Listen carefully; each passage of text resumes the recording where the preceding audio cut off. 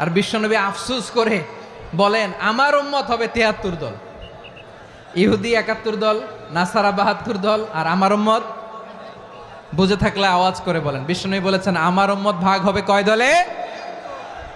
কুল্লুহা ফিন্নার, সব জাহান্নামে যাবে, ইল্লা ওয়াহিদা, একটা দল ছাড়া।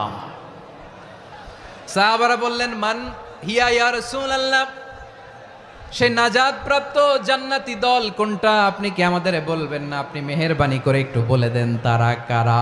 বিশ্বনবী বললেন মা আনা আলাইহি ওয়া আসহাবি, আমি এবং আমার সাহাবারা যেই মতের উপর, যেই পথের উপর আছে, এই মত এবং পথের উপর যারা থাকবে তারাই জান্নাতের দল হয়ে যাবে।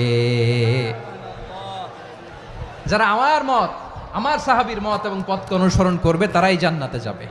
তাহলে প্রিয় ভাইয়েরা, আমরা কি আর ইখতিলাফ করব? কাদা ছোড়াছুরি করব? করবেন না।